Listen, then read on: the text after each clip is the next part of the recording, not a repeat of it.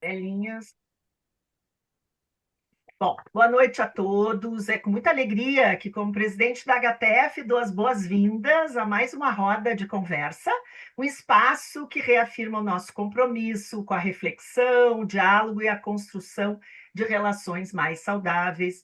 Hoje, dia 29 de junho, teremos a honra de receber a Ana Paula, nossa diretora de comunicação, para conduzir uma importante discussão sobre a transgeracionalidade e a violência conjugal. Concepções de homens autores de violência e de seus filhos e pais. Falar sobre violência é também falar sobre histórias que atravessam gerações. Compreender esses legados amplia o nosso olhar para que possamos romper ciclos, fortalecer a prevenção e construir novos caminhos para as famílias. Desejo que essa seja uma noite de escuta, reflexão e aprendizado.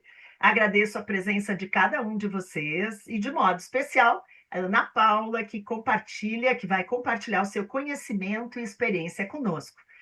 Ana Paula, ela é psicóloga formada pela Pontifícia Universidade Católica do Rio Grande do Sul, a PUC, especialista em terapia sistêmica para indivíduos, casais e famílias, pelo Centro de Estudos de Família e do Indivíduo, o CEF, né?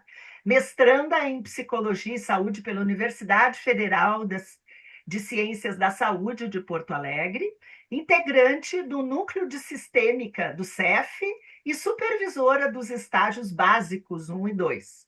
Professora e supervisora também dos cursos de especialização em terapia sistêmica da instituição.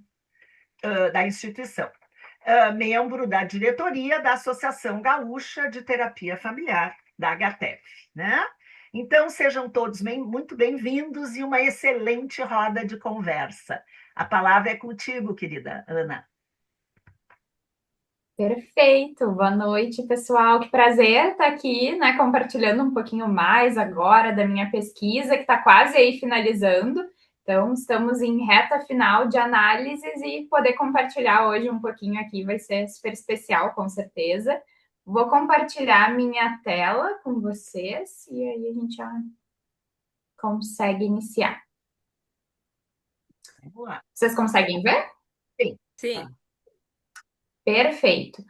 Eu não vejo mais vocês, né? Então, por favor, se tiverem comentários, quiserem ir trazendo, que a gente possa fazer também aí uma conversa. Então, se preferirem ir trazendo ao longo da apresentação, fiquem super à vontade. Acho que essa é a ideia também. Eu não vejo ninguém, a telinha ali do Zoom se fechou quando eu compartilho aqui a tela, então podem abrir o microfone, falar, ou alguém me sinaliza aí também se tem alguma mãozinha levantada e a gente vai conversando. Mas então, gente, como a Kate compartilhou, hoje eu vou trazer um pouquinho mais para a gente conversar, pensar um pouco sobre a transgeracionalidade e a violência conjugal, as concepções de homens autores de violência e de seus filhos ou pais. Vou começar me apresentando, assim, acho que para entender um pouco também de onde veio o interesse dessa temática, enfim, como eu fui me aprofundando um pouco mais também, como eu cheguei principalmente nesse objetivo, assim, esse enfoque dos homens autores de violência. Eu faço, como a Kate trouxe, mestrado em Psicologia e Saúde pela Universidade Federal de Ciências da Saúde de Porto Alegre, e ali no mestrado eu faço parte do grupo de pesquisa Famílias e Contextos, que é um grupo orientado pela professora Mariana Gonçalves Beckel, que é a minha orientadora no mestrado. E ali no grupo, então, quando eu entrei como auxiliar ali, uma pesquisadora voluntária, tá? Vou olhar aqui o tempo para eu cuidar também. Eu entrei como pesquisadora voluntária ali no grupo e nós trabalhamos ali com um grupo psicoeducativo para homens autores de violência contra a mulher, que nós chamamos de GEPAV. Que é isso, né? Nós temos ali um vínculo, então, com o Fórum de Porto Alegre, e o Fórum, então, nos encaminha esses homens autores de violência contra a mulher para participar do grupo. Essa é uma das medidas ali possíveis, né, para os homens autores de violência contra a mulher cumprirem. Esse grupo psicoeducativo, ele é um protocolo que nós desenvolvemos ali no nosso grupo de pesquisa mesmo, Famílias e Contextos, em parceria com o Fórum. Ele é um protocolo de 9 encontros de grupo, né, um grupo fechado para esses homens que estão em situação aí de julgamento, né, pela violência contra a mulher. Então, nesse grupo, nós temos 9 encontros com esses homens. Esses encontros, eles são, enfim, eles já são planejados, então nós já temos ali algumas atividades para fazer com eles em cada encontro, né? Acho que para poder exemplificar um pouco mais para vocês, nós trabalhamos bastante com eles reconhecimento das emoções, né? As diferentes emoções que nós temos, então nós realizamos essa psicoeducação, a gente trabalha sobre estratégias de resolução de conflitos, então a gente passa ali pelas diferentes estratégias de resolução de conflitos, então a gente fala da negação, a gente fala da negociação, fala do ceder, fala da violência, então explicamos e psicoeducamos com relação às diferentes estratégias de resolução de conflitos e também convidamos eles a fazer essa reflexão e a trazer e compartilhar exemplos.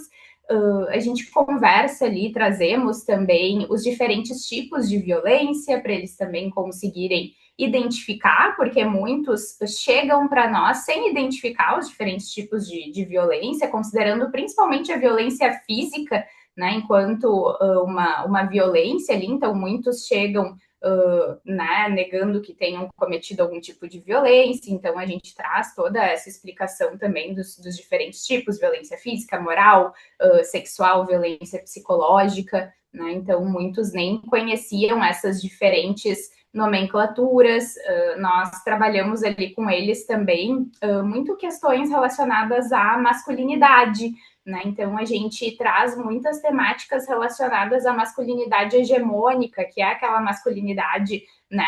Aquela ideia de que existe uma masculinidade ali, né? Uma forma de ser homem, que é aquele homem que muitas vezes não demonstra os sentimentos, que tem que dar conta de tudo, que tem que ser forte. Muitos deles chegam, inclusive, para a gente com esse discurso, né? E o quanto isso acaba também colocando esses homens, muitas vezes, em uma caixa, né, e dificultando aí também viver essas masculinidades de outras formas, né, acaba enrijecendo muito mais, então a gente trabalha sobre as masculinidades, a gente até nomeia enquanto masculinidades tóxicas, né, a gente trabalha com alguns vídeos, trazemos essa noção de que essa masculinidade mais tóxica, né, existe uma forma de ser homem, existe uma forma de eu seguir a minha masculinidade, isso não é algo que prejudica ali só as mulheres, mas os próprios homens e a saúde mental desses homens. Então, a gente convida muito essas reflexões. Então, é um grupo, assim, um protocolo realmente de 9 encontros que nós abordamos diferentes temáticas, com o principal objetivo, assim, de convidar esses homens para uma reflexão, né, para reconhecimento dos diferentes tipos de violência, para diminuir os índices de uma reincidência também ali, quando a gente pensa em situações de violência, né? Enfim, e aí a partir desse grupo a gente vai desenvolvendo diferentes pesquisas, outras pesquisas em paralelo com esses homens, além disso, pesquisas do próprio protocolo, então temos aí já algumas pesquisas, nós estamos hoje no nosso 16º grupo online com esses homens, esses grupos dos encontros acontecem de maneira online, inclusive o 16º grupo está terminando nessa semana, quinta-feira agora, eu estou enquanto facilitadora junto com um colega, e a gente vai fazer então esse último encontro na quinta-feira. Então, mais um grupo aí concluído. E aí a gente vai desenvolvendo algumas pesquisas a partir do grupo para entender o que a gente tem de mudança. Então, a gente colhe alguns dados antes, depois do grupo também, para perceber o que né, fazer uma comparação desses homens e entender o que tem aí de mudanças a partir do grupo. O nosso objetivo é, pelo menos, plantar uma sementinha aí nesse homem e ajudar, né, a trazer algumas mudanças, a convidar a expressar mais as suas emoções, a ter um espaço de compartilhamento, de reflexão, enfim. Então, é super interessante ver o quanto eles começam o grupo com uma postura e eles finalizam o grupo com uma outra postura. Né? Então, eles chegam nos encontros ali no início muito resistentes, né? Então, justificando que eles não deveriam estar ali, que eles não cometeram violência, que eles estão tirando a vaga de outra pessoa que deveria estar no grupo. Então, eles chegam com uma postura bem resistente, realmente, e eles, ao longo dos encontros, vão se abrindo mais, né? Porque o nosso objetivo é esse, é que eles possam se abrir para compartilhar com a gente também, enfim, né? Eles, quem eles são, assim, mesmo que eles tragam, às vezes, e trazem coisas que por vezes, né, algumas falas que por vezes nos chocam, mas é isso também que a gente quer estimular, a gente quer ver quem eles são e ajudar também, né, nessa questão, a modificar alguns, por vezes, alguns pensamentos, a convidar para reflexão. Então, isso também é super interessante. Eles terminam o grupo com uma outra postura, assim, agora nesse último encontro, esse penúltimo encontro, até tiveram relatos de, olha, Ana, Pedro, que é o meu colega que facilita comigo, por incrível que pareça, eu já estou sentindo falta do grupo, né? Uns 3 homens trouxeram assim, eu quero participar de novo da próxima edição. Então, assim, a gente vê que de alguma forma para eles faz sentido ter um espaço semanal ali, grupal, com outros homens para compartilhar, para refletir, para pensar, que muitos deles realmente acabam se engajando, embora tenha uma parcela que por vezes entra mudo assim e sai calado quase, né? Porque a gente estimula bastante que falem. Existem os que realmente aproveitam e tiram algo do grupo, então é super interessante. É legal compartilhar também dos grupos, porque toda vez que eu vou fazer uma apresentação, eu falo sobre esses grupos psicoeducativos, grande parte das pessoas não conhece, assim, e acha super interessante. Então, é a partir desse trabalho ali no grupo, com esses homens, que surgiu essa ideia desse projeto de mestrado.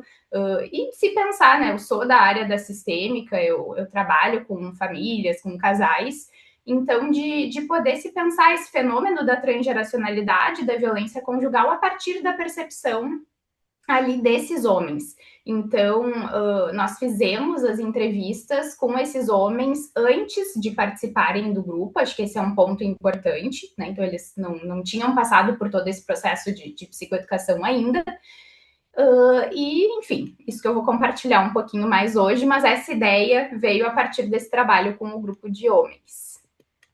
Aqui eu trouxe brevemente, assim como eu comentei, compartilhei com vocês, nós fazemos pesquisas de antes e depois do grupo para avaliar também a efetividade, o que muda, e eu trouxe alguns resultados aqui de algumas pesquisas que nós realizamos ali no grupo para compartilhar e vocês entenderem um pouco, né, desse protocolo que é o grupo psicoeducativo para os homens autores de violência. Então, nós percebemos através dessas pesquisas que esses homens eles passam a ter um maior reconhecimento dos tipos de violência. Então, foi aquilo que eu comentei anteriormente aqui, né? Então, esses homens eles chegam muitas vezes reconhecendo a violência física, principalmente. Quando a gente começa a compartilhar no grupo sobre outros tipos de violência, eles começam a entender um pouco mais o que também seria violência, né? Então, a gente vê no grupo por exemplo, nessa edição mesmo, teve um dos homens que, quando a gente estava apresentando os diferentes tipos de violência, trouxe. Mas para mim, um empurrão ou né, apertar o braço ou coisa assim não é uma violência física. Né? Então, a gente vê que tem algumas ideias, assim, e a gente traz ali muitos exemplos que eles acabam, né, ou acabavam interpretando de uma outra forma. E aí é interessante esse trabalho grupal, porque o próprio grupo responde. Né? Então, um outro participante disse: olha, na verdade é uma violência sim, né? Enfim, e aí explicou um pouco mais para esse outro participante. Então, isso é legal, o próprio grupo vai se respondendo assim. Então, eles começam a identificar mais as diferentes formas de violência. Teve um dos homens também que comentou já: agora eu estou entendendo melhor por que eu estou aqui, né? Porque a gente vê que acontece muito, assim, desde que eu estou no grupo, assim, faz uns 2 anos e meio que eu estou no grupo de pesquisa, trabalhando com esses homens, e desde que eu iniciei, porque recebemos o encaminhamento desses homens e fazemos uma triagem com eles para que possamos encaminhar eles para participar do nosso grupo online. Então, todos os homens que o fórum manda, a gente faz uma triagem individual. Faz tempo que eu participo desse processo de fazer as triagens e encaminhar para o grupo, e também das informações que eu tenho da minha própria orientadora que trabalha com isso há bastante tempo.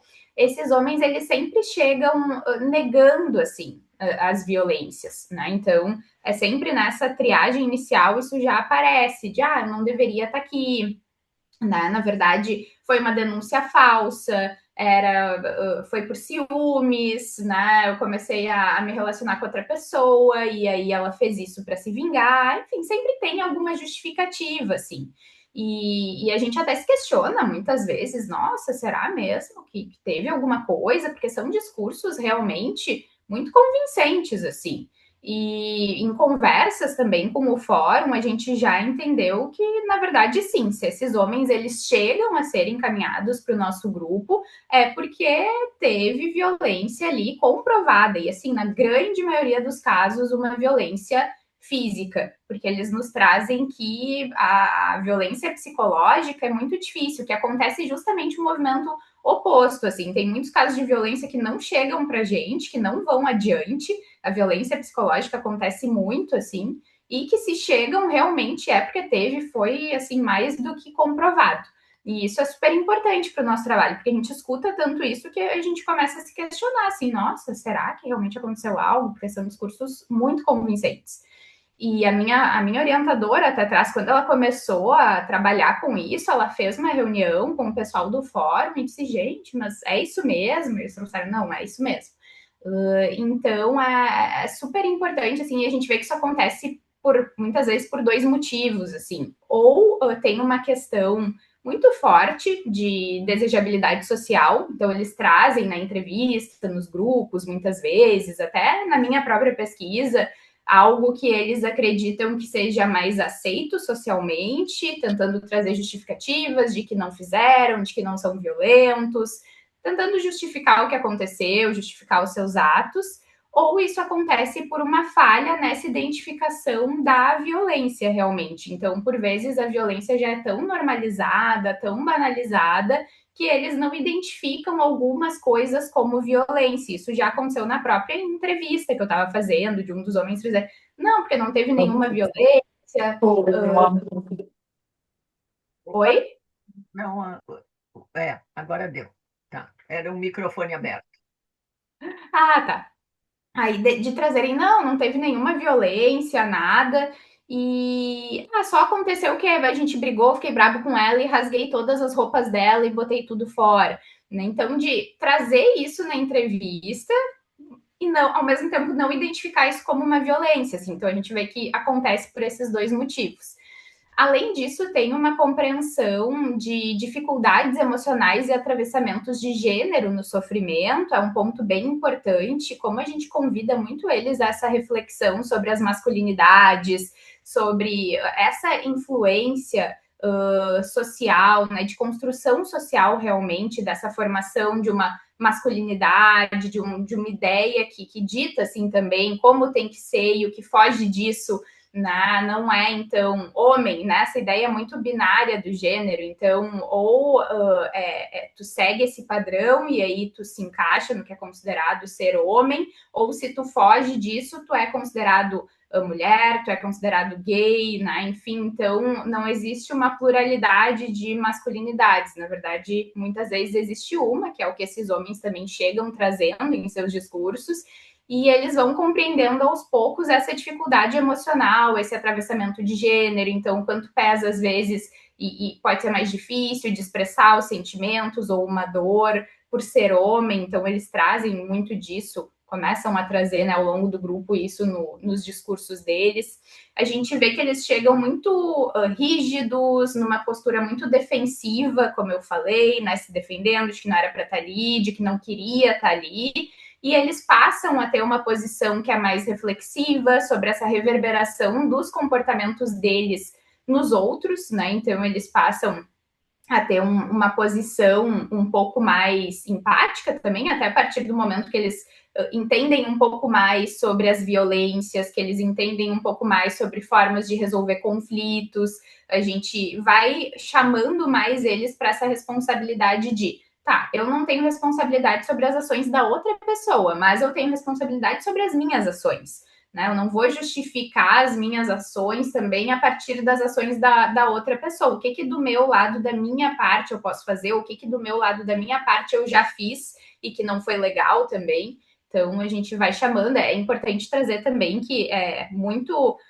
passado assim para eles no grupo o quanto, na verdade, tem essa questão do sigilo com relação ao fórum, né? Mesmo assim é difícil, porque ainda assim, por vezes, eles ficam muito receosos de compartilhar algumas coisas.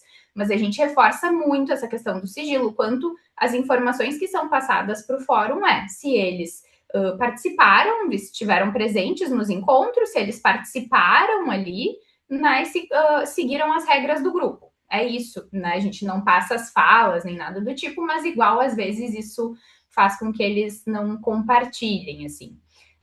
Ainda a gente vê, mesmo pós-grupo, um difícil reconhecimento da violência cometida, né? Então é interessante porque a gente tem um maior reconhecimento dos tipos de violência, mas mesmo assim eles ainda têm essa dificuldade de se ver nesse lugar de violentos, de agressores, da violência que eles cometeram, mas ao mesmo tempo a gente sabe, até através da literatura, o quanto tu ter um maior reconhecimento dos diferentes tipos de violência, considerando ali um relacionamento conjugal, é um ponto importante, assim, já é algo bem importante nessa questão da autorresponsabilização da violência, mesmo que ainda não tenha chegado nisso, né? E o quanto isso ajuda também a diminuir esses índices de uma reincidência também de violência, né? Enfim, de um novo processo pela Lei Maria da Penha. Então, ter esse reconhecimento dos tipos de violência já é bastante importante. E passa a ter também, a partir do grupo, uma maior reflexão sobre emoções, regulação emocional. Então, eles começam a conseguir identificar um pouco mais e trazer, nomear outras emoções, até mesmo para além da raiva, por exemplo. A gente passa por uma atividade que a gente fala bastante das emoções, então eles conseguem nomear um pouco mais. A gente sabe que o quanto identificar e pensar também maneiras de lidar com essas emoções, assim, acho que ter estratégias ali para os diferentes momentos ajuda muito numa regulação emocional. Então, a gente vê que pós-grupo também esse é um ponto bastante importante. Mas a ideia de trazer aqui, então, era mais para contextualizar um pouco e contar um pouco dos resultados que a gente tem encontrado com esse protocolo dentro do nosso grupo.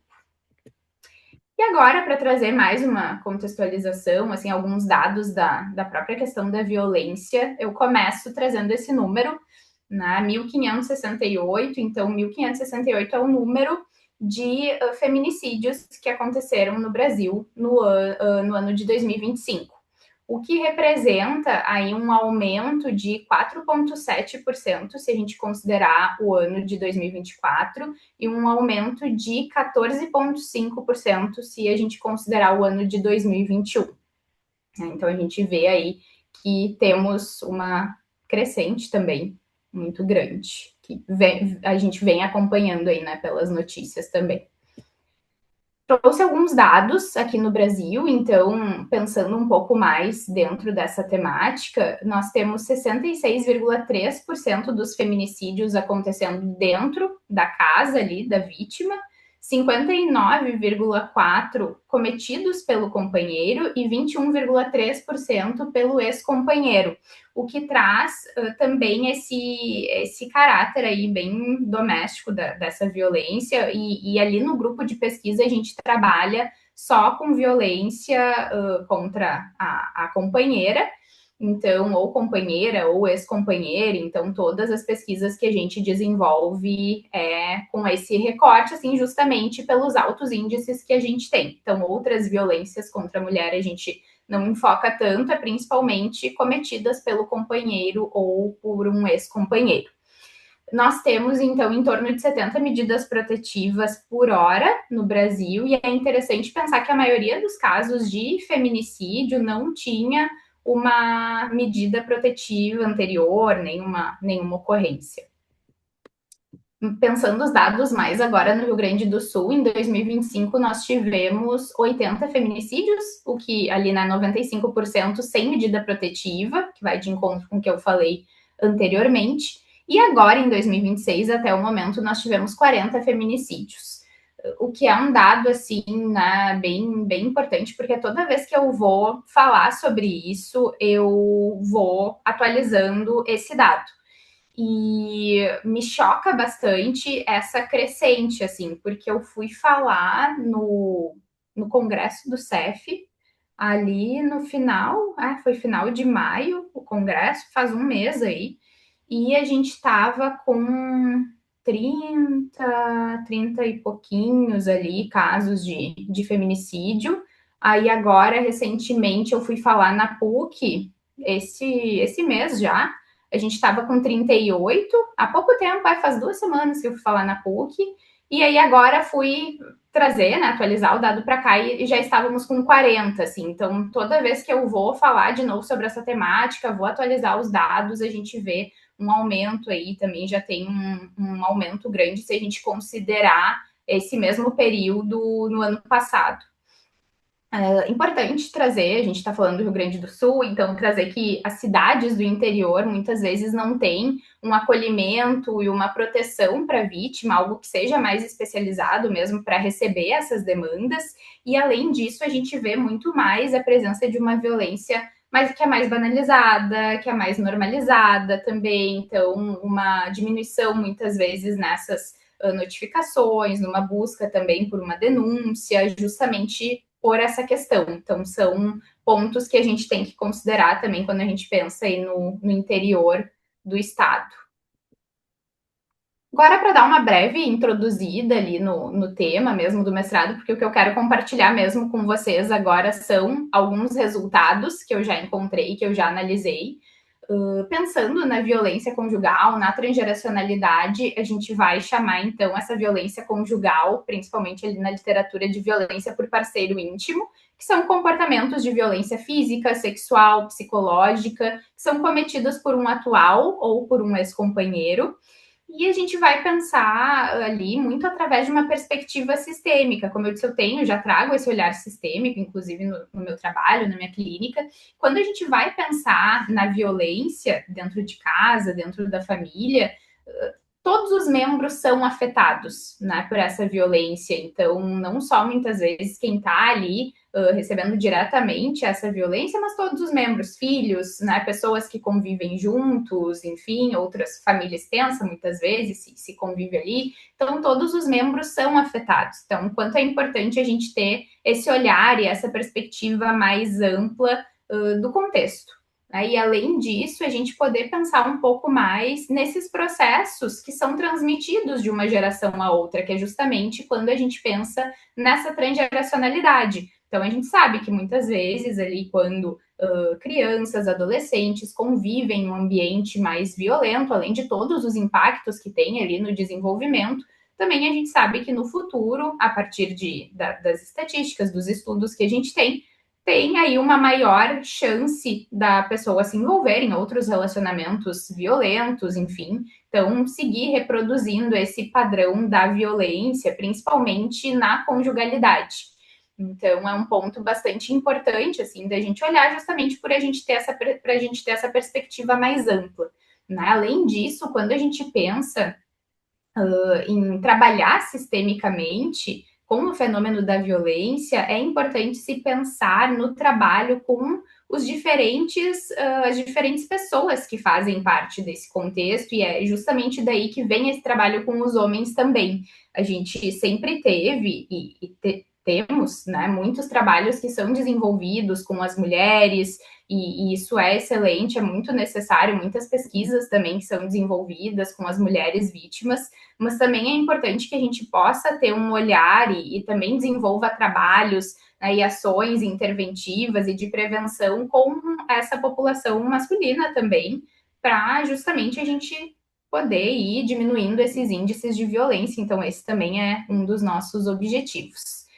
E a nossa ideia de pensar essa questão da transgeracionalidade é justamente ampliar um pouco mais, a gente poder pegar 2 gerações daquela família para a gente ter uma análise um pouco mais ampla desse contexto também. Então, o nosso objetivo ali era entender um pouco mais da violência, da transgeracionalidade, a partir da perspectiva desses homens, então ver se tem realmente uma violência na família de origem, se teve uma repetição, né? Também a gente conseguir conhecer um pouco mais modelos de parentalidade, de conjugalidade desses homens. Então, principalmente essa questão que eu vou compartilhar também aqui com vocês hoje.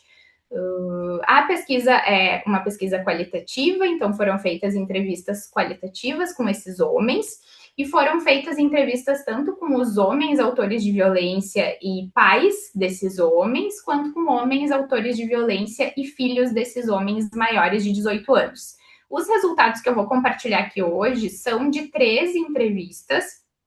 Como eu disse, a gente está, né, numa parte mais inicial das análises, mas são 13 entrevistas de 3 homens autores de violência contra a mulher. Então, a gente não vai ter esse recorte, assim, de díade, por enquanto, mas são 3 homens aí que participaram, que são autores de violência, antes de participarem do nosso grupo psicoeducativo.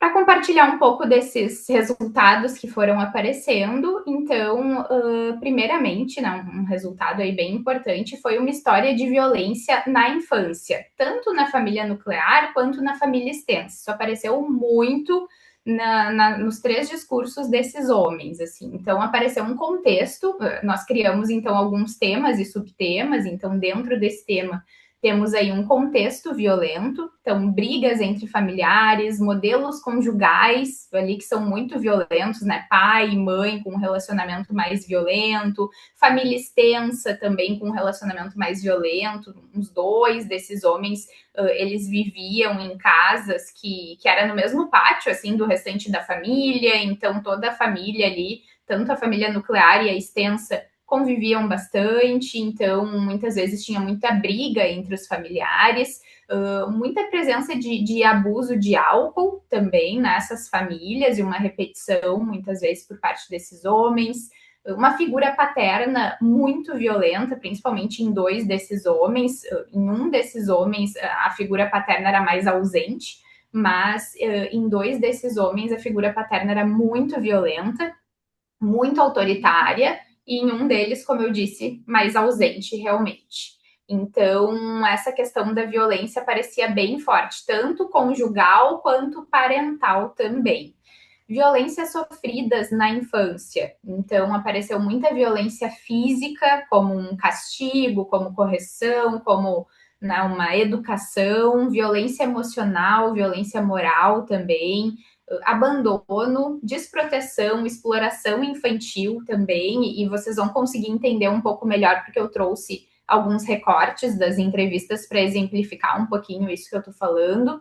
Reverberação da violência, parecia muito para esses homens um sentimento de medo, de injustiça, de não ser amado, quando eles sofriam, quando eles passavam por essas situações de violência lá na infância. Então, muitas vezes eles questionavam, por que meu pai está fazendo isso? Ele não me ama, né? Ou com medo de que acontecesse de novo e que apanhasse de novo, ou uma injustiça, porque nem entendia por que estava ali sendo violentado. Então, são falas bem difíceis, realmente, desses 3 homens. E aí eu trago aqui um pouquinho para exemplificar esses resultados. Então, aqui primeiro um relato de S. Ele traz: uma vez eu dormi dentro de um galinheiro e não consegui levantar. Deu pontada, deu um monte de coisa. E a minha avó foi lá me tirar. Aí, dali em diante, ele não brigou mais comigo. Esse ele é o pai dele. E era baixinho, o galinheiro, no caso, e eu sempre fui grandão. Aí fiquei ajoelhado para ver como os bichos sofriam sem água. Então, nesse caso, é um relato do S, que ele me conta que ele ficou, o pai dele deixou ele dormindo 3 dias em um galinheiro, porque o pai pedia para ele colocar água para os bichos, e só que ele colocava água, só que ele não amarrava o potinho, como tinha que amarrar. E os bichos viravam, acabavam virando a água, pisando por cima, virava e parecia que ele não tinha colocado a água. E aí, em função disso, o pai deixou ele dormindo 3 dias no galinheiro para ele ver como os animais sofriam. Aí ele disse que depois do 3º dia, a avó tirou ele dali, que ele realmente ficou bem mal, ele fala ali que deu pontada, enfim, e aí ele saiu, ele teve que ir para o hospital depois de passar esses 3 dias no galinheiro. Aí a gente tem um outro relato, que é de Jota, que ele traz, olha, teve um momento assim, quando eu morava com a minha bisavó, no caso, que teve uma vez que ele me agrediu de chute, sabe? Daí me deu chute nas pernas, essas coisas assim. Isso daí já marcou também uma coisa que eu até então não tinha comentado com ninguém.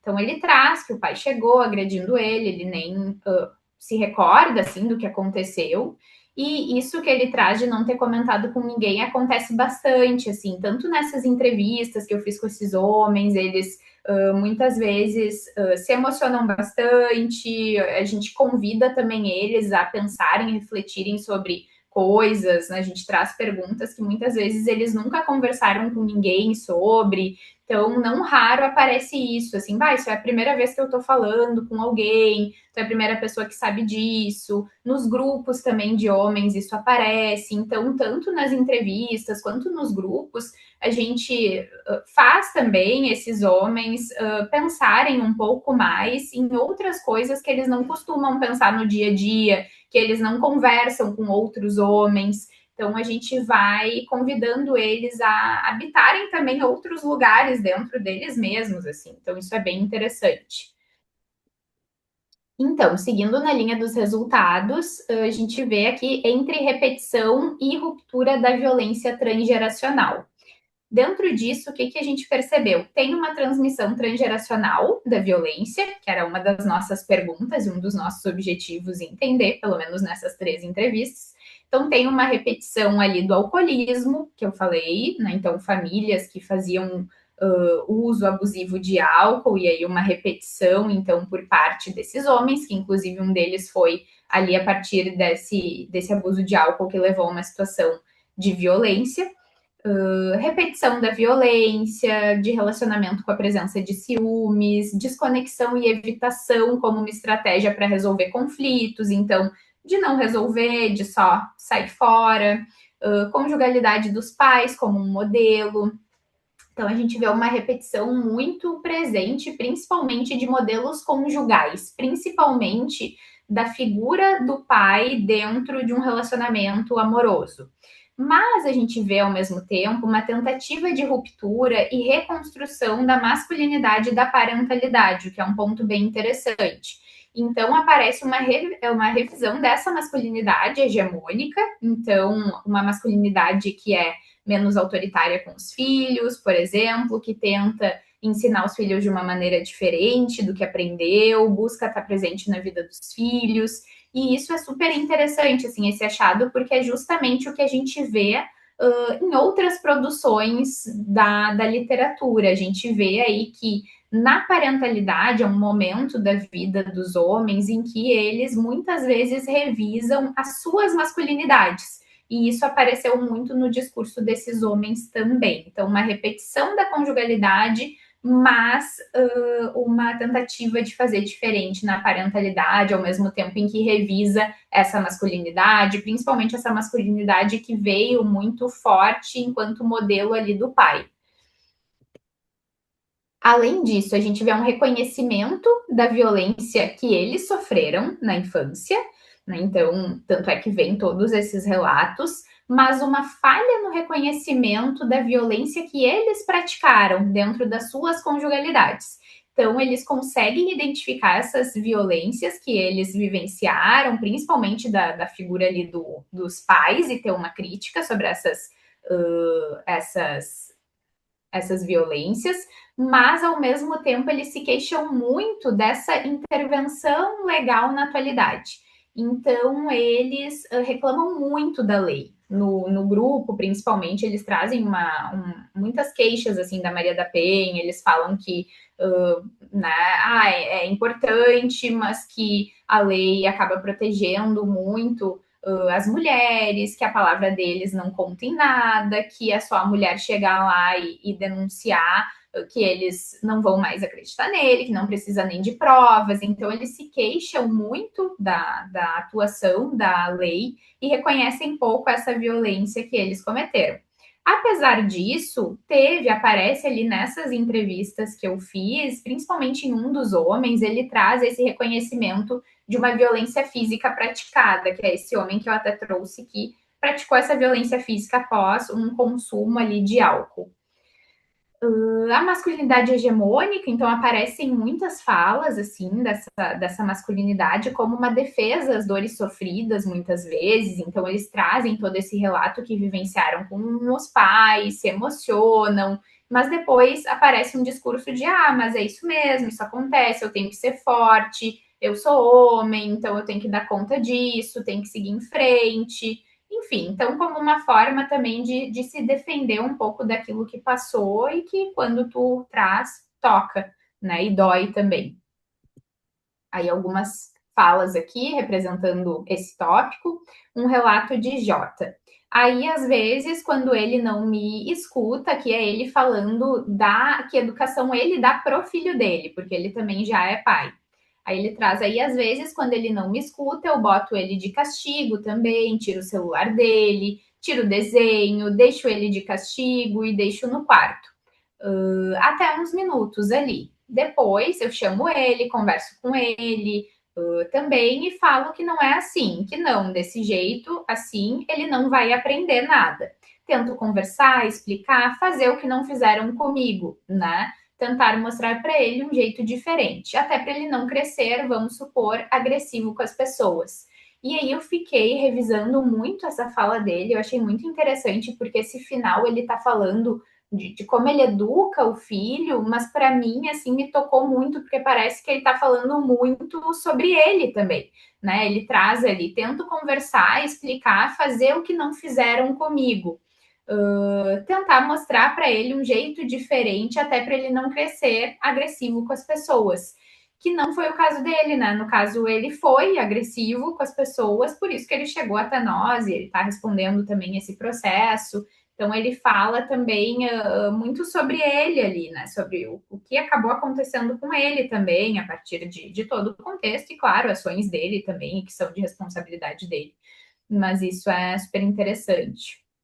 Aparece também um relato de Ellie, ele que é o que de alguma maneira assume que praticou a violência, mas ao mesmo tempo busca se justificar, né? Ele traz que nem eu estava falando, eu falo o que aconteceu, a culpa foi toda minha, mas eu tinha um pouquinho assim que eu não sou uma pessoa assim. Em 21 anos de relacionamento, eu nunca tive problema nenhum com a minha esposa. Então ele justifica muito, também ele traz que ele passou a tarde inteira bebendo e que aí foram os tios dele que foram colocando ideias erradas na cabeça dele, por isso que ele foi lá, discutiu, agrediu fisicamente a esposa dele. Então ele assume, mas ao mesmo tempo ele traz algumas justificativas, trazendo também uma culpa para terceiros de um ato que ele cometeu.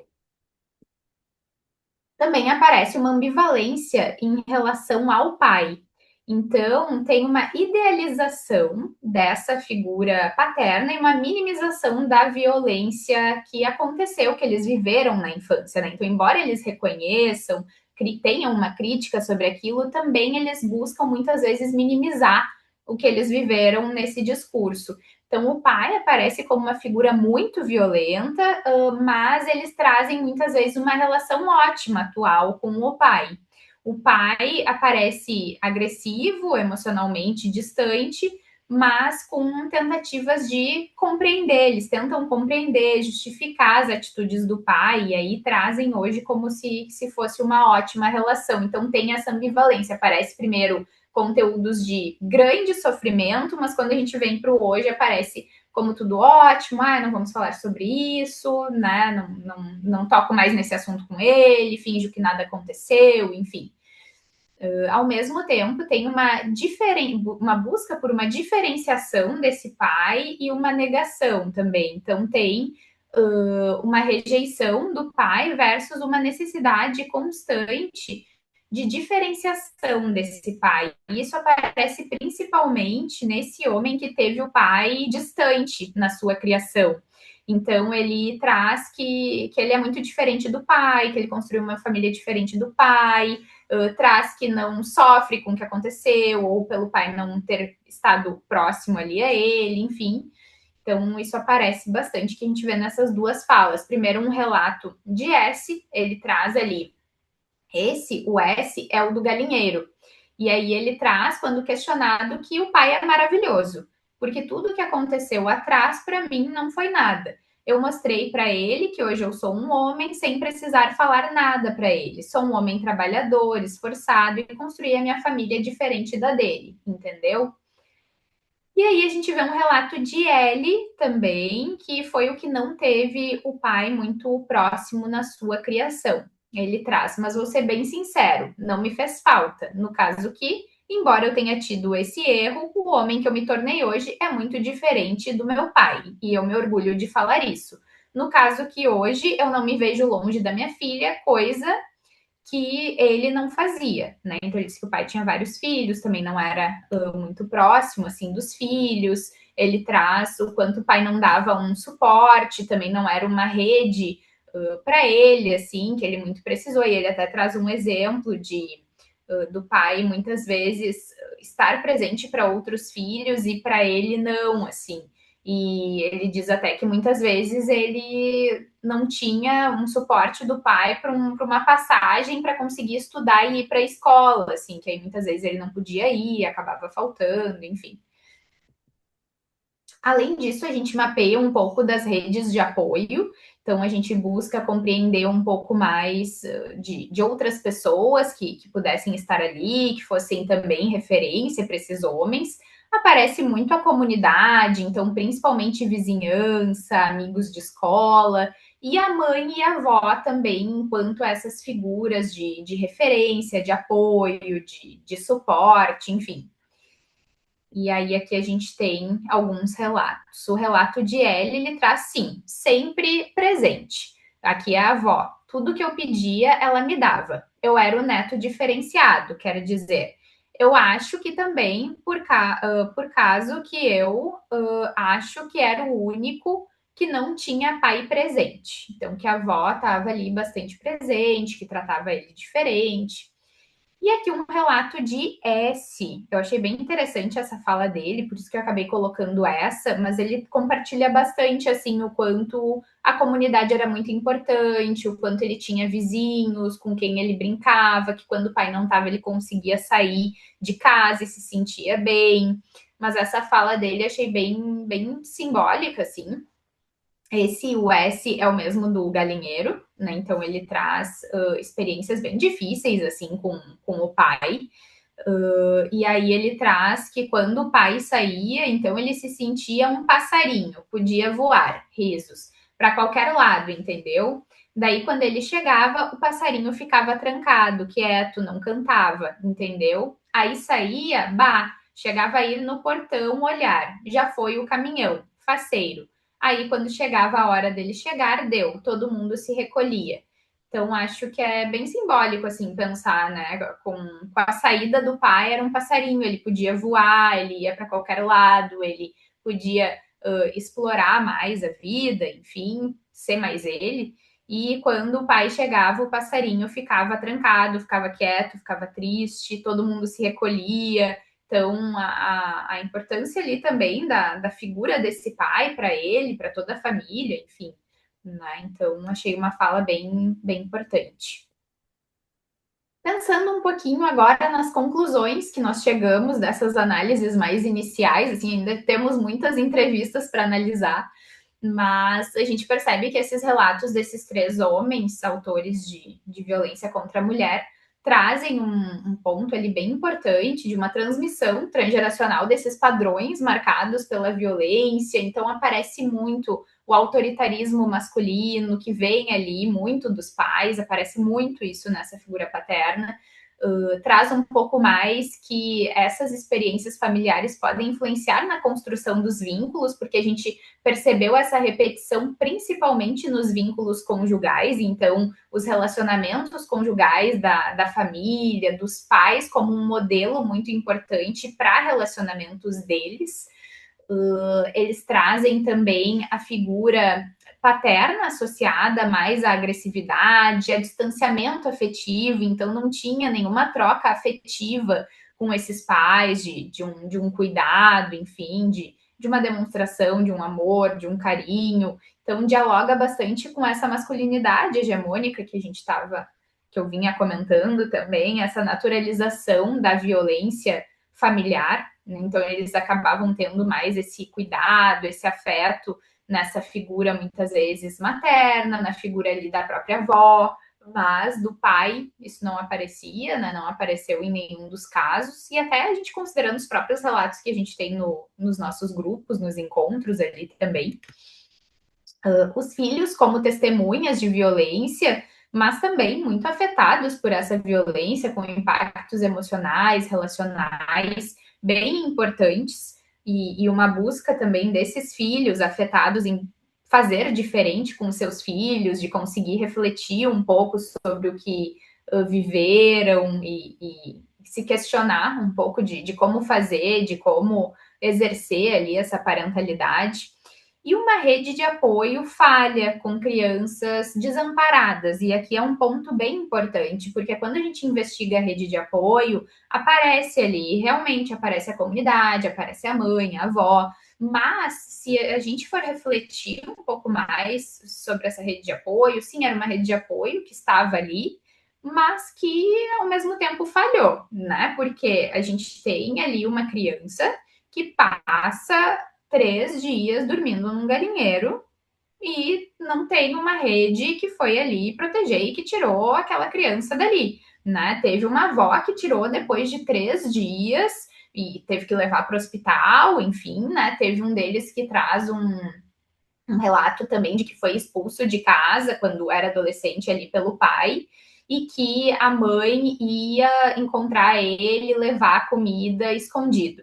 Então tinha uma mãe que tinha um cuidado de encontrar e levar comida escondido, mas ao mesmo tempo não tinha uma mãe ou uma avó, uma família que levava de volta para casa, né? Ou enfim, ou que ajudava de alguma maneira. Né? Então, sim, tem a presença, eles têm uma referência de rede ali, de afeto também dessas pessoas, mas também é uma rede falha no sentido até de um lugar, de um espaço seguro, né, para essas crianças, para esses adolescentes, e o quanto isso faz toda a diferença, porque a gente sabe que tu ter ali também uma figura de apego segura, uma figura de referência ao longo do teu desenvolvimento, o quanto isso é muito importante, é um fator ali bastante positivo também para o desenvolvimento das pessoas, e quando a gente pensa, inclusive, numa repetição de violência, né? Esse é um fator que é muito importante. Então a gente percebe uma rede que é bastante falha ali também com esses homens, muitas vezes por essa presença dessa figura, inclusive dentro de casa, masculina, que é mais autoritária. Né? Trouxe algumas frases só para concluir, encerrar também a discussão. Aqui, né, não é sobre o que os homens fazem, é sobre o que eles aprendem, muitas vezes, a chamar de masculinidade. A caixa dos homens começa muito cedo.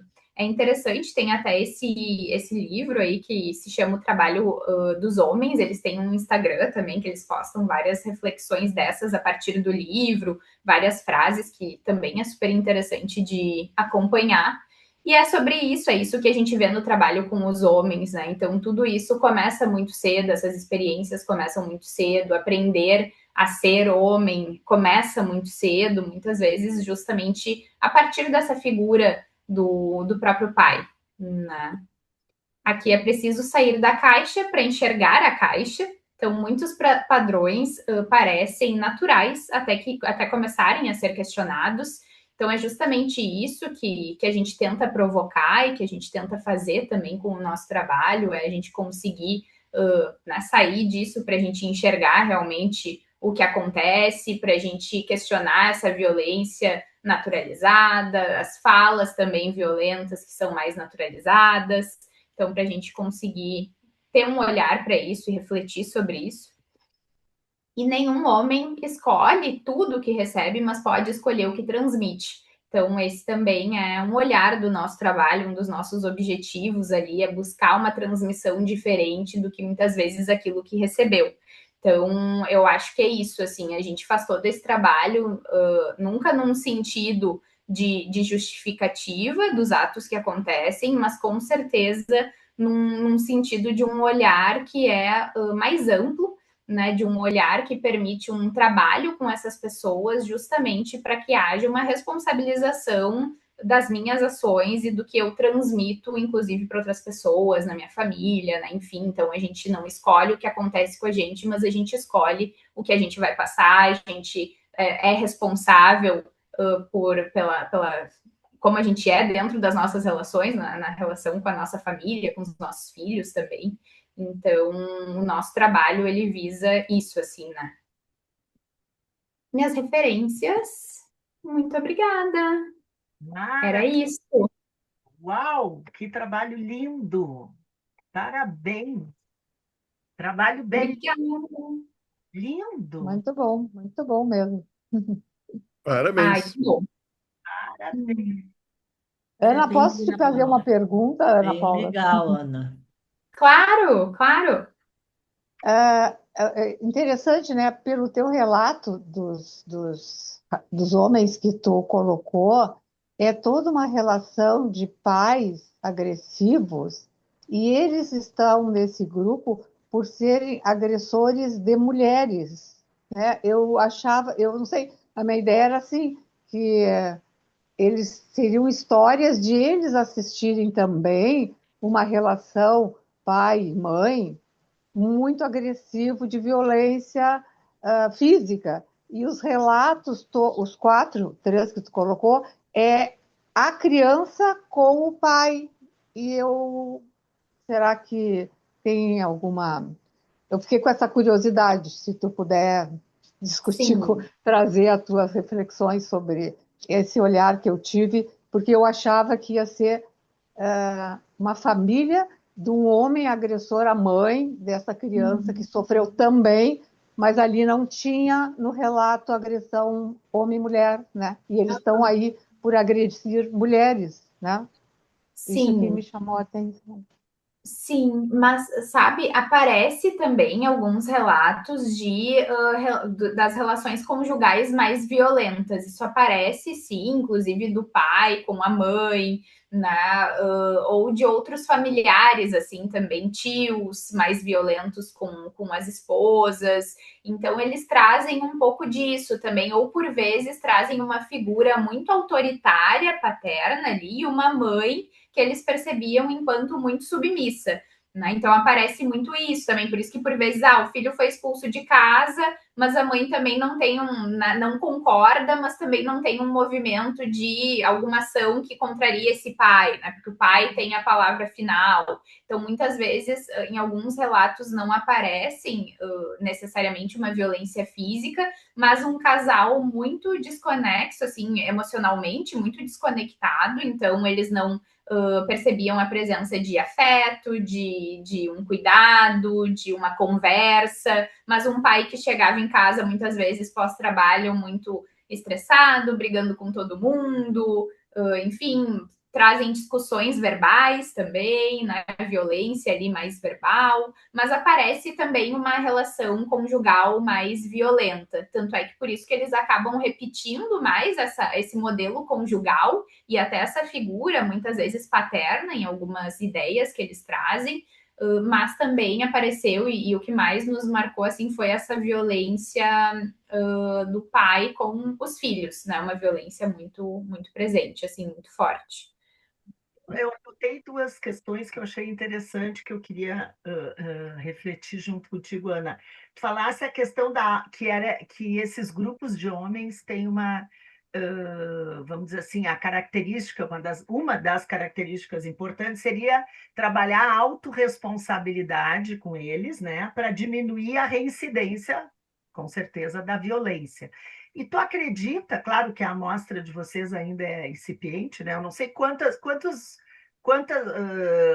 pessoas vão ter quantos homens vão ter nessa amostra de vocês? São em torno de umas 5 díades, porque a pesquisa é qualitativa, então seriam umas 10 entrevistas. 10 entrevistas. Mas a gente tem os dados dos grupos, que aí a gente já tem 16 edições. Então, cada grupo, agora esse último que a gente está com uns 10 homens nesse grupo, então acaba aumentando bastante o nosso N ali também.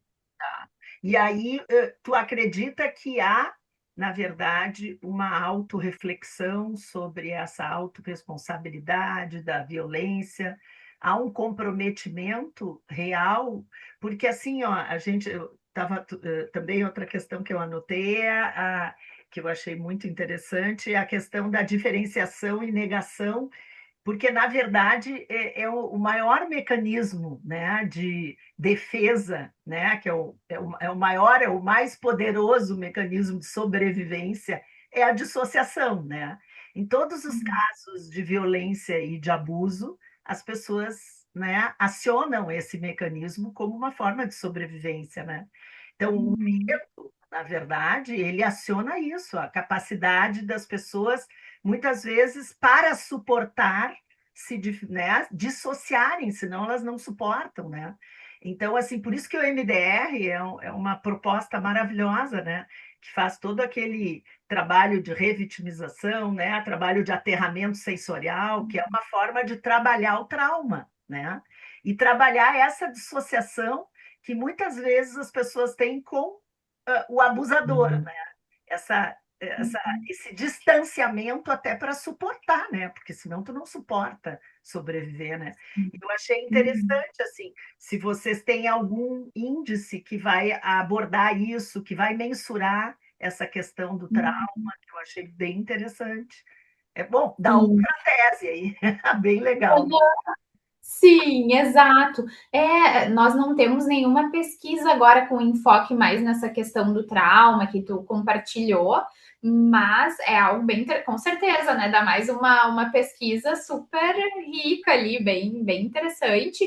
E essa questão da autorresponsabilização, eu diria que depende, assim, eu vejo que alguns homens conseguem realmente, terminam o grupo se responsabilizando mais, até esses das entrevistas, né, que alguns trouxeram ali, não, realmente, né, alguns trazem realmente, não, eu tô aqui porque aconteceu algo, então se eu tô aqui eu vou aproveitar o grupo, então alguns homens trazem esse discurso, mas outros ficam muito distantes ainda, muitos assim, nesse grupo agora, esse que nós estamos realizando, a gente teve dificuldade com alguns, porque eles não compartilhavam nada, assim, a gente até brincava na supervisão, né? Nossa, parece que eles deram aquele pause que tem na imagem e deixaram ali e foram fazer outra coisa, assim, porque não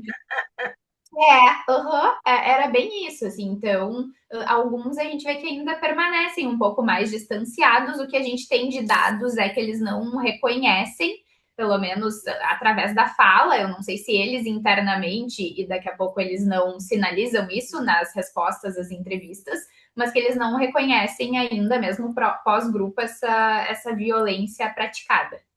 Principalmente deve ser a psicológica, deve ser uma dificuldade enorme de reconhecimento, Sim. a patrimonial, Uhum. a moral, a sexual, né? Uhum. Uhum. Então, Uhum. E eles. Ana, opa, desculpa. é interessante. Uhum. Pode falar, Marina. Ana, é uma pesquisa quanti-quali, porque tem, né, a fala, tem o número, né? Vai, Aham. vai, vai Pode falar. ser. Qual o número, qual é o N nesse momento dessa pesquisa? Tá, ali no grupo a gente faz tanto pesquisas quanti quanto qualis, mas a minha é quali.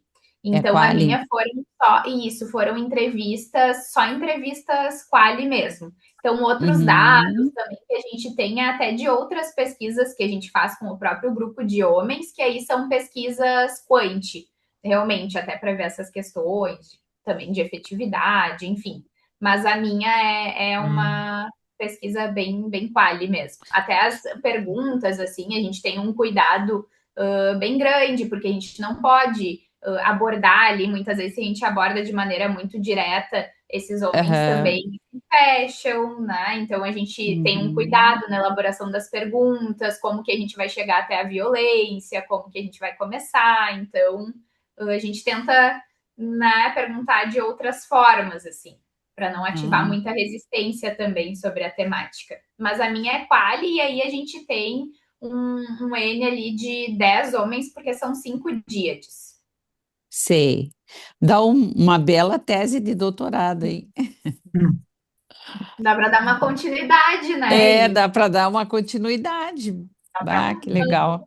Mas quando é que tu E defende? eles são, e eles são convidados, eles são impostos a participar, ou é um convite para os que querem? Não me não, lembro. eles têm que participar por Tem que lei. participar.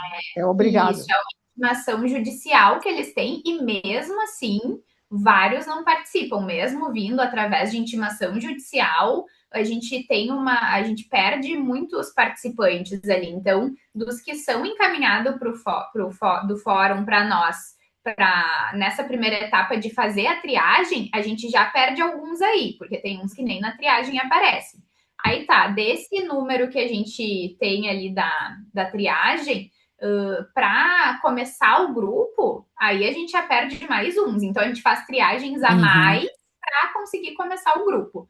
Aí tá, e a gente já perde vários. E ao longo do grupo a gente perde alguns também, porque eles não podem faltar nenhum encontro. Eles têm que participar dos 9 encontros, a não ser que, claro, tenha uma justificativa, né, maior, assim, aí a gente retoma o encontro com eles, mas a ideia é que eles participem de todos, e alguns vão ficando, assim. Então, a gente começa também o grupo com um número e termina com outro.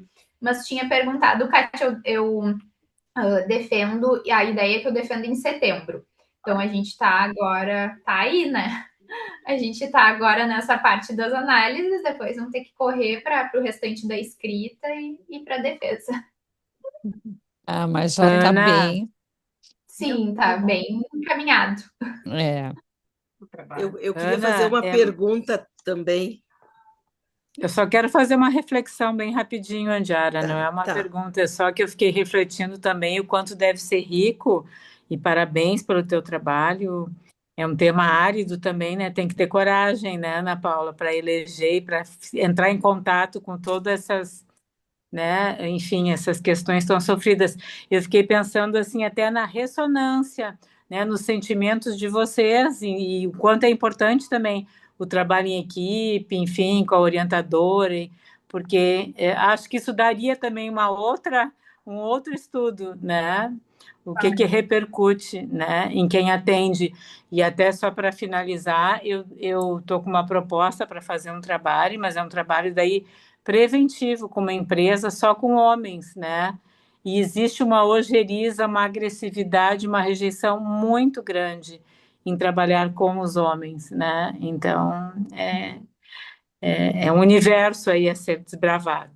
É Sim, só isso é isso. super Parabéns, importante. Ana. Obrigada. Isso é super importante, né? Promover esses espaços de até as pesquisas que a gente tem, de trazer do social e levar para a clínica também, né? Então, de conseguir ter esse olhar quando a gente recebe homens, isso que tu disse de um trabalho preventivo também é muito importante, né? Pensando em tudo isso, e sim, é bem desafiador trabalhar. Claro, agora como eu já estou ali antes, eu transcrevia, quando eu era pesquisadora voluntária, eu transcrevia os encontros, então eu já ia tendo acesso aos conteúdos que apareciam, porque os encontros são gravados. E depois eu comecei a fazer os grupos, então esse grupo é o meu terceiro. E aí eu percebo, assim, claro, tem uma diferença, a gente sempre tenta colocar ali uma mulher e um homem como facilitadores, justamente por ter essas questões de gênero, enfim. E a gente sempre vai trabalhando isso e esse cuidado em supervisão a partir do que a gente vê que vai aparecendo nos encontros, enfim, para a gente se ajudar ali também enquanto dupla. Né? Tem que ter um cuidado, até a nossa supervisora, orientadora fala bastante, porque muitas vezes tem um movimento dos homens de fazer essa broderagem, assim, com o facilitador homem, né? Muitas vezes tem algumas falas com relação à facilitadora mulher, então é um trabalho que é bem desafiador, assim, mas aí a gente vai, conforme a gente vai também trabalhando com esse público, claro, é diferente, como é que era o primeiro grupo e como é que é agora, assim, porque a gente vai entendendo aos poucos, até algumas falas que eles têm com relação a mim, hoje em dia já não é uma coisa mais que eu leve para o lado pessoal. Então, me falou alguma coisa, me atirou alguma coisa que eu pensei, não, aquilo ali é para mim, ou eu passo, né, a ter uma ressonância já mais negativa com esse homem. Não, hoje eu já vejo de uma forma um pouco diferente dentro do que a gente vem estudando também, né? Então eu entendo muito mais isso enquanto justamente essa construção social que eu vim compartilhando, e o quanto eu sou uma pessoa ali, uma mulher, onde ele está colocando também tudo isso que foi construído ali para ele, enfim, e o quanto é importante para o nosso trabalho ser efetivo que essas coisas apareçam, né? Porque a gente não quer também esses homens nos grupos com uma máscara, né? E muitas vezes isso acontece, assim. Então, quando isso começa a aparecer, por vezes é muito impactante para nós, mas ao mesmo tempo é algo que a gente busca para a gente poder entrar nisso e trabalhar, né? Então acaba sendo bem desafiador nesse sentido, assim. Débora, depois a Andara. Em primeiro lugar, Ana, parabéns pelo teu trabalho. Maravilhoso, fiquei encantada de te escutar, de perceber a tua apropriação e do teu engajamento com o trabalho. Muito, muito bom, muito bacana te ouvir e ver esse trabalho importante. O que eu fiquei pensando também, Ana, claro que seria um outro viés, né? Mas de o quanto um trabalho similar poderia ser levado para as escolas e se trabalhar com prevenção primária, né? Com os meninos nas escolas, né? Fazer um trabalho nesse sentido de psicoeducação, né? De falar sobre a violência masculina, né? Também seria um belo trabalho, né? Muito. Super importante também um trabalho com relação às emoções, assim, né? Para eles irem também aprendendo, serem mais estimulados também a Isso. falarem sobre isso, né? Estratégias também para lidar com as. Seria ótimo, assim, né? Acho que esse é o caminho. É poder trabalhar com a prevenção, né? Não só uma intervenção, assim, mas poder prevenir. Exatamente, não. Não só curativa, mas preventiva, né? Parabéns. Exato. Adorei te ouvir. Obrigada. E eu, em primeiro lugar, queria te parabenizar, Ana, pelo maravilhoso trabalho. Concordo com tudo que a Débora falou, né, do teu engajamento, da tua apropriação com o tema. Mas fiquei pensando em outro viés também. Eu fiquei pensando assim, ó, que a mulher também acaba sendo uma reprodutora da violência. Sim. Na medida em que geralmente ocorre um encaixe perfeito entre um homem violento, que vem de uma transgeracionalidade violenta, e uma mulher que também vem de uma transgeracionalidade violenta. E ali se juntam esses dois atores e reproduzem esse enredo no qual a mulher não consegue proteger os filhos, porque ela também geralmente foi vítima de violência. Né? E eu fiquei pensando que tem os grupos psicoeducativos para os homens, e uma coisa preventiva poderia ser grupo psicoeducativo para as mulheres, para elas poderem entender também o seu lugar no contexto familiar, na transgeracionalidade, e para que se possa, né, enfim, fazer prevenção a nível dos filhos, enfim, de como esses filhos também poderão vir a se tornar violentos a partir da falta de proteção da mãe também, como a situação do galinheiro, né? A mãe não fez nada, depois de 3 dias a avó foi lá tirar o menino, né? Então, só uma reflexão. Sim, muitas vezes essas mulheres, né, também vêm de um ambiente já de uma família de origem mais violenta, e aí também acabam reproduzindo, se envolvendo ali em relacionamentos mais violentos. Sendo copartícipes da violência, né? Não protegendo os filhos.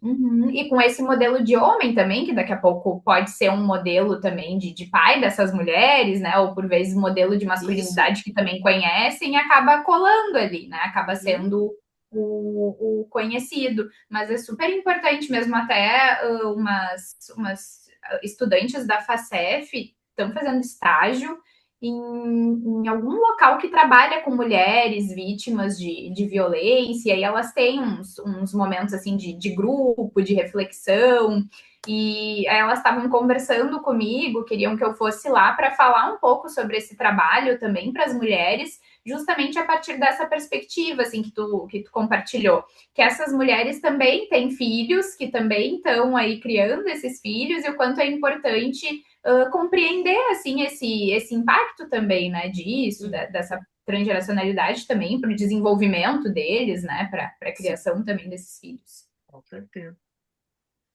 Do Liana, trabalho, Ana Paula. Liana, Muito bom. Ana Paula, parabéns pelo teu trabalho com os grupos, parabéns pela pesquisa. É um tema delicado, é um tema difícil de pesquisar, e que bom que vocês podem contar com um casal de facilitadores, né?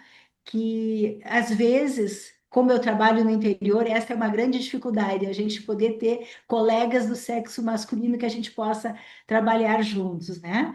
E eu fiquei curiosa essa questão de como vai ser a díade, porque o agressor vocês têm ali no grupo, e o outro familiar, como é que vocês vão acessar? Tá, perfeito, ótimo. Esse, o familiar, porque o que que acontece? A nossa ideia inicial era fazer com os homens autores de violência e os filhos desses homens. Foi daí que a gente partiu, assim, só que os filhos desses homens, também homens, teriam que ser maiores de 18 anos, porque senão já dificulta a questão da pesquisa, né? Então, só que o que aconteceu? Nós fomos recebendo esses homens para participarem ali do grupo, e nós percebemos que esses homens estavam chegando muito jovens, assim, para nós. Então, homens de 20 e poucos anos, que nem tinham como ter filhos maiores de 18 anos, assim. Então, tem uma dia de que a gente conseguiu um homem mais velho e o filho desse homem maior de 18 anos. Mas de resto, não. Então, a gente teve que ir para um plano B, assim. Aí, nós passamos a pegar esses homens mais jovens e os pais desses homens. Aí tá, e fluiu um pouco melhor, assim, só que foi realmente o contato se deu através dos homens autores de violência. Então a gente fazia primeiro esse contato, a triagem para eles participarem do grupo, explicávamos para eles já sobre a minha pesquisa, convidávamos eles a participar e através deles a gente já mapeava essa possibilidade, ou do filho ou do pai participar. A gente trazia essa importância para a gente ter ali o recorte transgeracional, ter a pesquisa completa. Então, esse contato desse familiar era passado através desse homem mesmo para nós. Então, claro, em algumas vezes isso dava certo, eles realmente nos passavam e a gente conseguia, o pai topava fazer a entrevista. Outras vezes não, assim, né? Outras vezes eles falavam que era mais difícil, que o pai não ia querer, ou eles enrolavam e não nos passavam o contato.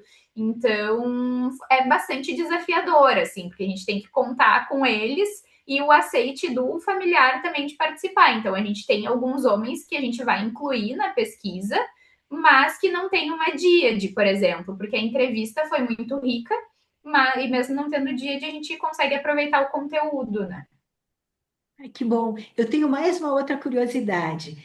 Esse protocolo de 9 encontros foi criado por vocês ou é alguma coisa Foi. em nível... Ah, foi criado por vocês. Isso foi desenvolvido ali pelo grupo de pesquisa, pela Mariana Beckel, que é a minha orientadora. Claro, eu só cheguei depois e segui, né? Mas foi criado ali no grupo, sim. E aí começaram as pesquisas a partir desse protocolo de 9 encontros. Até antes, as pesquisas se iniciaram com grupos presenciais, antes da pandemia, e aí, se tinham mais encontros, eu acho que eram 12 encontros, alguma coisa nesse sentido, mas aí, com a pandemia, se reorganizou, então, esse protocolo, diminuíram os encontros para 9, porque entenderam também que o online acaba exigindo mais, e a gente teve que adaptar algumas questões. E aí, desde então, desde que foi para o online, pós-pandemia, a gente teve esses 16 grupos, mas sim, aí o protocolo, ele é ali a partir do nosso grupo. E as entrevistas da pesquisa também são online. Também. Uhum, são Ah, todas tá. online. Muito obrigada, Ana. Imagina.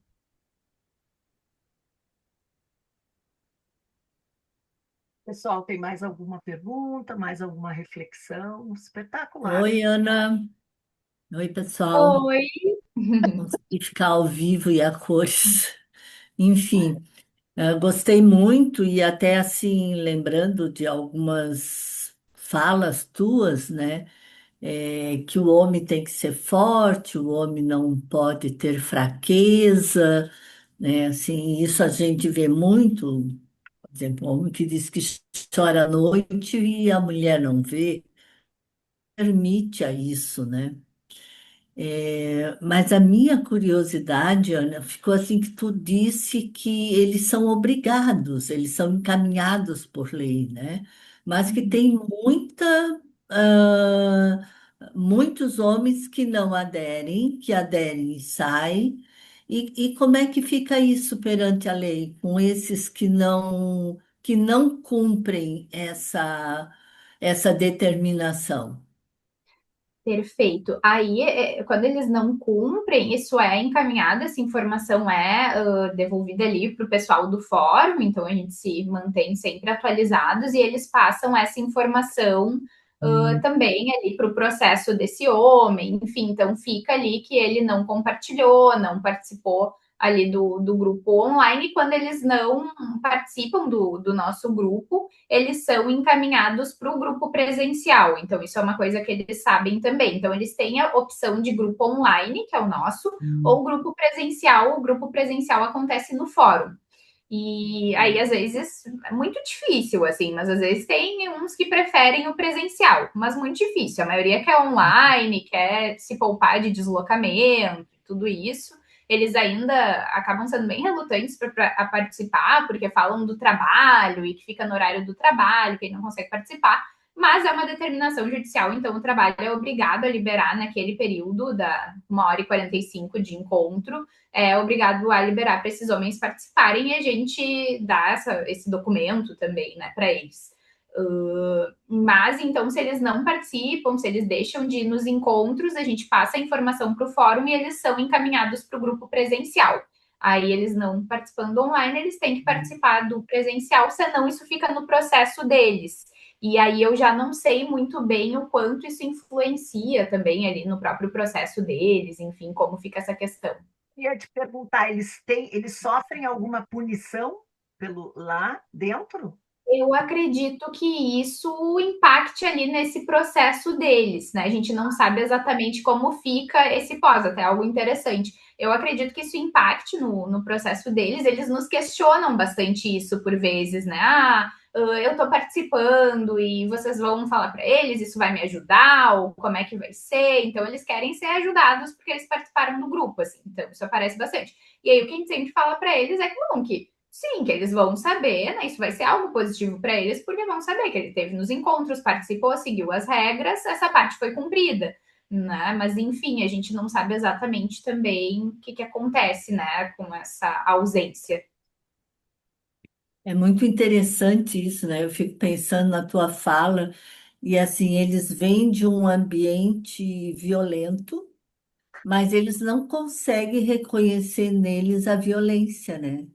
Não tem, assim, e provavelmente essas esposas e avós e essa rede também vem de um ambiente violento, como tu falou, e por muito medo não agem também, né? Não conseguem proteger o filho, provavelmente por medo, né? Por medo de algo que já aconteceu na família deles, né? É bem interessante tudo isso. Obrigado pela tua fala. Imagina.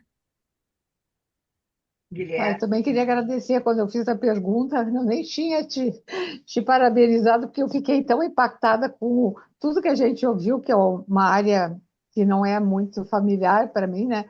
Como é intenso esse trabalho, né? Então eu saí perguntando, mas eu quero te parabenizar, porque é um trabalho muito importante, tem que ter, como a gente já falou aqui, né? Muita força de vontade de acreditar, como, claro, quem acredita faz não tão pesado como a gente que está ouvindo, né? Mas parabéns, viu? Muito bom trabalho. Obrigada. Obrigada. De Ana, fato, só mais uma. Apesar deles serem encaminhados e tal, a adesão é muito significativa, né? Muito legal, né? Aham. Muito, muito. Muito, muito bacana. Parabéns. Guilherme. sabe, é de Obrigada. fato um trabalho muito importante assim, e impactante para quem não trabalha na área específica, né? E eu fiquei aqui me perguntando, estava resistindo, mas não vou resistir, preciso perguntar. Como é que vocês avaliam, né, o consumo de álcool, entorpecentes, né, na vigência desses episódios, né? Porque a gente sabe que o indivíduo, né, ainda que sem intoxicação aguda, mas em vigência de uso contínuo, isso muda o jogo, né? Então, por mais que a gente, né, avalie a violência em si, todo o sistema violento de origem e reprodução do roteiro, através da transgeracionalidade, que a gente conhece bem, o álcool em especial, mas outras drogas também, potencializam e entram como facilitadores, né? Então, só queria te ouvir um pouquinho, assim, como é que vocês lidam com isso, porque é um confundidor importante na história. Uhum, uhum.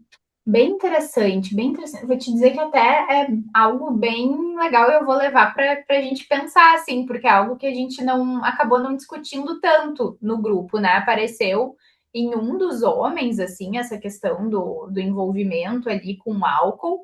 A gente não sabe exatamente quanto ele tinha consumido também de álcool e como foi a situação. Eu acho que na verdade depende muito. A gente vê que muitos desses homens eles trazem algumas questões muito enquanto justificativa, assim, né? Então, eu estava bebendo e acabei fazendo isso, ou eu fui influenciado por outras pessoas e acabei fazendo isso. Enfim, então a gente não consegue avaliar tanto assim o quanto esse uso de álcool acabou interferindo ali no próprio na própria ação, no ato violento, ou não. Mas eu acho que é um ponto importante para a gente pensar. Até hoje a gente não refletiu muito assim sobre, não buscou nada nesse sentido. Né? Claro que a gente olha muito para essa questão realmente de uma reprodução de comportamentos violentos, e a gente olha muito por esse viés de muitas vezes alguns discursos aparecerem também muito enquanto justificativa, assim. Então a gente tenta ter um cuidado com isso, né? Porque no caso desse homem, ele até traz que eles conversaram, que eles, enfim, ainda discutiram, que depois teve o comportamento violento, né? Enfim, não sei também o quão bêbado ele estava na situação, mas acho que é um ponto importante, eu vou levar Justamente para a para gente quem pensar. trabalha com álcool e drogas, né, vê isso no dia a dia. E Sim, casais, né, que são relativamente estáveis, sem consumo de álcool, com álcool o negócio, né, destrambelha plenamente. Então, é, trago uma reflexão, na verdade, porque uma coisa não exclui a outra, a transgeracionalidade está lá, o sistema violento está lá, mas, no entanto, se a gente tem uma intenção de ajudar a população, se a gente tem uma intenção de ajudar né, essas pessoas vítimas de violência e até mesmo, em última análise, os próprios agentes primários da violência ativa, se a gente não fizer um diagnóstico disso e simplesmente deixar de lado, a gente está abrindo mão de uma alternativa terapêutica muito importante.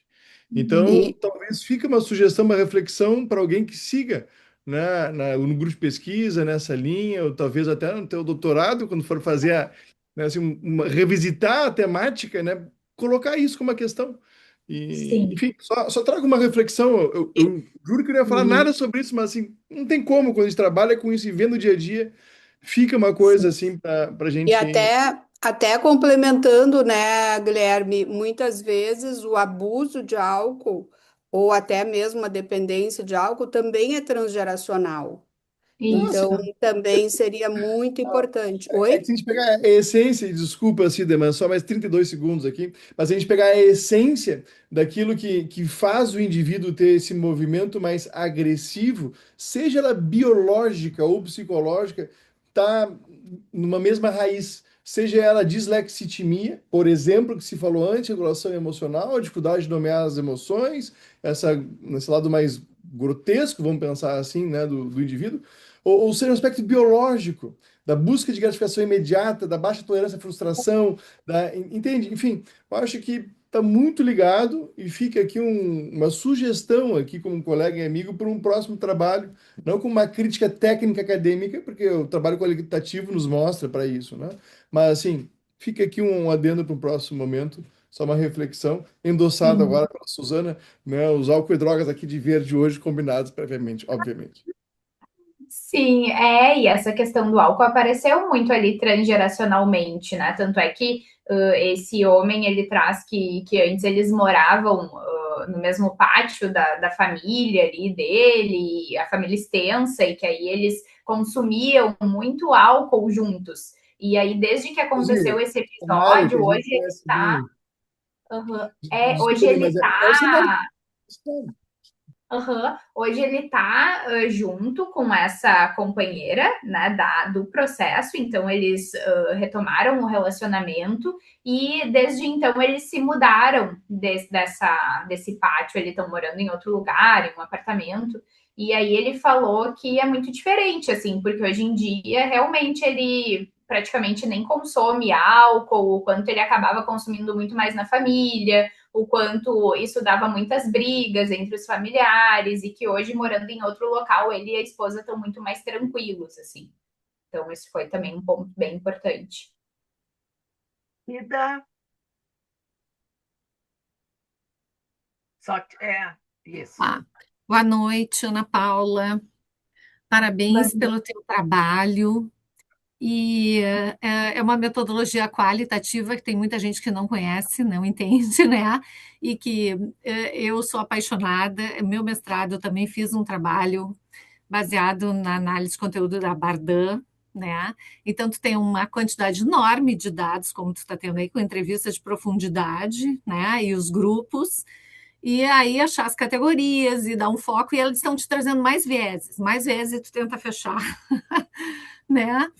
Então, mas eu achei ótima essa contribuição, né, do Guilherme e da Suzana, porque é multifatorial, né, a violência, né?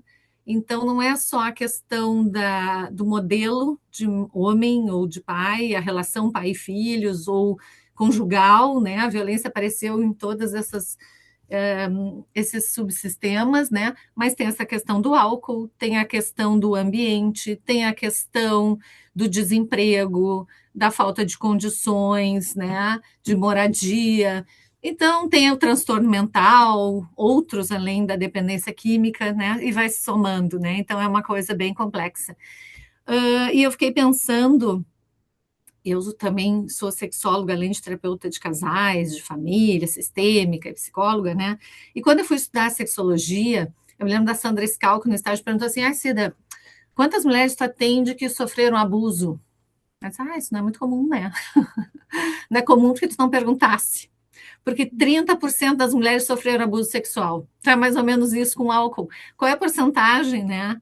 Nas famílias que é a droga lícita, então tá presente na casa de todo mundo usa álcool socialmente. Hoje, quantas pessoas, né? Hoje eu fui caminhar um pouco antes do jogo, meu marido disse assim, com o cachorro tem que sair, cuidado com os loucos, porque dia de jogo, o pessoal bebe, pensa, tá, que eu vou ser atropelada com os carros, né? Mas é isso, né? Então hoje é um dia que as pessoas bebem mais e aí acontecem mais acidentes de carro, mais brigas, mais violência, né? E violência realmente de todos os níveis, né? É emocional, é física, é a questão verbal, mas é a questão também sexual, né? Então, é a pergunta das mães, mas coitada das mães, né? Essas mulheres aí tinham trabalho, tinham emprego, tinham quantos filhos para criar, não tem informação, não tem formação, né? Não tem estudo e não tem poder, né? Então, como é que elas vão defender o guri que está no galinheiro? Se ela tira o guri do galinheiro, o que vai acontecer com essa mulher? Já deve ter apanhado também. Então, são muitas questões aí, né? Que é um grande problema. Mas eu acho assim, ó, como todo mundo disse, eu não trabalho com violência, né? Trabalhei muitos anos, eu e a Ida, lá na clínica da URGS, claro que aparecia, mas é uma coisa que realmente que é difícil, admiro quem tem essa capacidade, né? Porque está tendo uma oportunidade, esses homens estão tendo uma oportunidade de serem acolhidos num grupo, de serem ouvidos, validados, de poder escutar através do outro, mas isso aí é violência, achei que apertar o braço não fosse violência, achei que gritar não fosse violência, né? Achei que mandar sei lá, dar de cinta não fosse violência, e assim vai, né? O quanto eles sofreram, isso nunca foi nomeado, né? Nunca puderam ter um espaço para falar, para manifestar, né? Que também não pode chorar, que também é outra violência, né? Então, que bom, né, que eles estão tendo essa oportunidade, obrigados pela lei, né, porque cometeram esse crime, essa situação, mas estão sendo cuidados, né? Então, parabéns, acho que é um trabalho maravilhoso e muito importante. E a gente, assim, ó, outro dia eu fui aqui, não só no consultório, mas quando as pessoas sabem que tu é psicóloga, te contam tantas coisas, né? Então, eu fiquei pensando o seguinte, porque ouvi um relato na academia, vi uma conhecida me contar de uma situação de violência que ela sofreu pelo irmão, né, e que foi fazer queixa, agora tem medida protetiva, mas é uma pessoa de um nível socioeconômico elevado, uma pessoa com um nível superior, que trabalha, tem uma profissão, que mora numa boa casa e tal. Que violência não é só, né, não está ligado só à pobreza. A gente fala como esse trabalho, né? Mas nesse nível socioeconômico mais elevado, isso também fica, como se chama, às vezes assim, tem muitas mulheres vivendo em gaiolas de ouro e que estão sofrendo violência, né? E não denunciam ou nem sabem que estão vivendo dessa forma, ou que acham que aquilo é normal, é assim mesmo, né? Não tem voz, né? Então, acho que não é só nas famílias de baixa renda, né? Só que esses homens chegam também no grupo de vocês, porque esses homens são denunciados? Essa é a minha questão. Sim, sim. Olha, chegam, também chegam, mas acho que é mais difícil, assim, da gente ver agora, pensando nos grupos que eu facilitei, assim, que eu estive um pouco mais próxima, tem alguns homens, sim, mas acho que na grande maioria tem um nível socioeconômico mais baixo ali. Isso não aparece, né? É bem Isso menos. Bem é. menos. É um ponto A bem gente importante. sabe, né? A gente observa isso nos edifícios, por exemplo, que daí tu observa, que tu escuta, que tu vê, que tu acompanha, né? Situações que aparecem nas escolas, daí, ou nos consultórios, eu estou falando, mas assim, fora do consultório, fora nesse meio, né? No nosso trabalho, né? Como isso pode ser observado, quanto isso também é abafado, escondido, né? Sim. Mas que é muito grave, né? Total. Então, tá muito bom, parabéns. Obrigada, obrigada. Bom, Ana, parabéns de novo, em nome da HTF, um prazer ter te escutado, trabalho lindo, lindo, lindo, lindo. Estou louca para ver essa tese aí em setembro, defendida aí. Sim. Ansiosa por esse momento. Imagino. Então, pessoal, uma boa noite para todos, obrigado pela presença de vocês e obrigado em especial a Ana Paula, querida, tá? Obrigada, gente, obrigada. Tchau, boa noite. Boa Tchau, noite. tchau, beijão, boa noite.